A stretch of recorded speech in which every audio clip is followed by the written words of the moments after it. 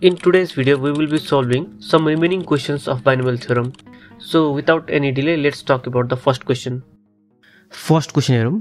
Find the middle term of x plus 1 by x power 18. Binomial को middle term निकाल्दा हामीले सुरुमा notice गर्नुपर्ने भनेको बाइनोमियल को पावर अड छ कि इभन छ. यो केसमा बाइनोमियल को पावर इभन छ. त्यसो भए यो बाइनोमियल को एउटा मात्रै मिडल टर्म आउँछ. अनि त्यो मिडल टर्म हुन्छ n/2 + 1th टर्म. अब यसमा n भनेको 18 छ. त्यसो भए 18/2 + 1 भनेको 10th टर्म आउँछ.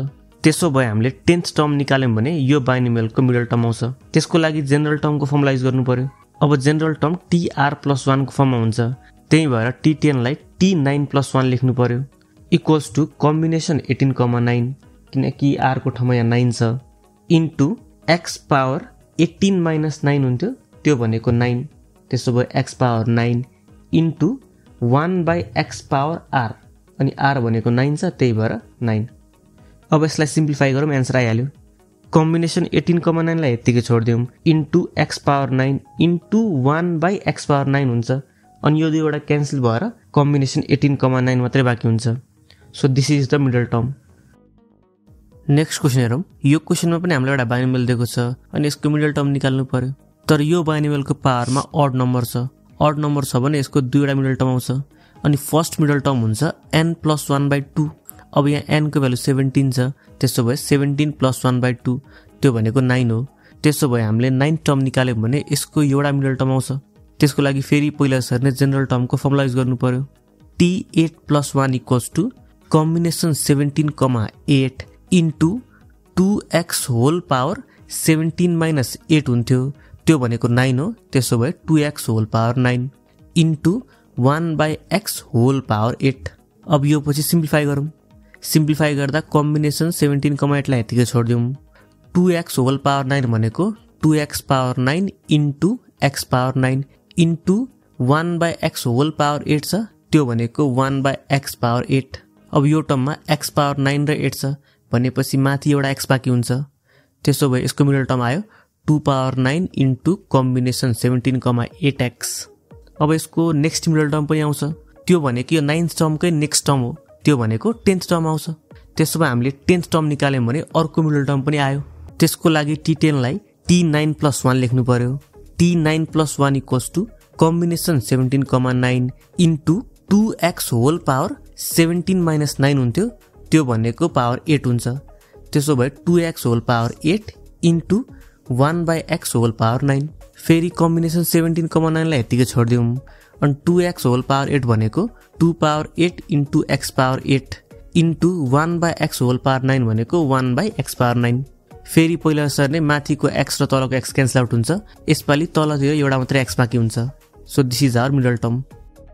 नेक्स्ट क्वेशन हेरौँ. यो क्वेशनमा हामीलाई एउटा बाइनोमियल दिएको छ 1 + x पावर 21 अनि यो बाइनोमियलको 2r+1 टर्म र 3r+2 टर्मको कोएफिसिएन्टहरु इक्वल हुन्छ. त्यसो भए r को भ्यालु कति हुन्छ क्याल्कुलेट गर्न भनेको छ.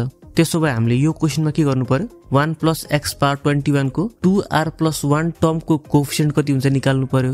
अनि त्यसको 3r+2 टर्मको कोएफिसिएन्ट कति हुन्छ निकाल्ने अनि दुईटालाई इक्वेट गरेर सल्भ गरेर r को भ्यालु निकाल्ने हो. त्यसो भए हामीले सुरुमा 2r+1 टर्म निकाल्नु पर्यो. त्यसको लागि जेनरल टर्म को फर्मुलाइज गरौँ t2r+1. अब यो पहिला सुरु नै r+1 को फर्मेटमा छ. त्यसो भए कम्बिनेसन 21,2r यहाँ r को ठाउँमा 2r छ त्यही भएर 2r लेख्नु पर्यो इन्टु 1 पावर 21 - 2r हुन्छ. तर 1 को पावरमा जतिसुकै होस् फेरि 1 नै हुन्छ त्यही भएर त्यो 1 लाई ड्रप गरिदिउँ इन्टु x पावर 2r. यो यसको 2r+1 टर्म हो. अब यसलाई अहिले केही पनि नगरौँ यतिकै छोड्दिउँ. अब यो पछि हामीले निकाल्नु पर्यो 3r+2 टर्म. त्यसको लागि 3r+2 भनेको 3r+1 + 1 लेख्न मिल्छ. यसलाई हामीले r+1 को फर्मेटमा लानु पर्यो. त्यसो भए t 3r+1 + 1 equals to combination 21, 3r+1. यसपालि r को ठाउँमा 3r+1 छ इन्टु 1 पावर 21 - 3r+1 हुन्थ्यो. तर त्यो लेख्नु पर्दैन किनकि 1 को पावरमा जतिसुकै होस् फेरि 1 नै हुन्छ इन्टु x पावर 3r+1. अब यो पछि हामीले के गर्न सक्छौं दुईटैको कोएफिसिएन्टलाई इक्वल गरिदिनु पर्यो. क्वेशनले नि त्यही भनेको छ. त्यसो भए दुईटैको कोएफिसिएन्टलाई इक्वल गरिदिउँ. अब यहाँबाट हामीलाई एउटा फर्मुला थाहा हुनुपर्छ.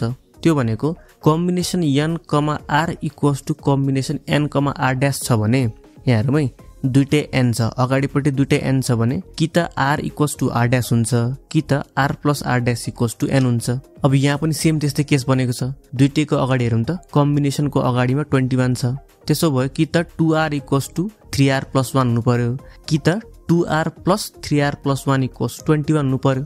अब फर्स्ट केस त हुन मिल्दैन किनकि दुईटै इक्वल भयो भने r को भ्यालु नेगेटिभ आउँछ अनि r को भ्यालु नेगेटिभ हुन मिल्दैन, त्यही भएर हामीले फर्स्ट केसलाई नेग्लेक्ट गरिदिनु पर्यो। त्यसो भए बाँकी हुन्छ सेकेन्ड केस, त्यो भनेको 2r प्लस 3r प्लस 1 को भ्यालु 21 हुनु पर्यो अनि यहाँबाट सल्भ गर्दाखेरि r को भ्यालु 4 आउँछ। So this is the value of r।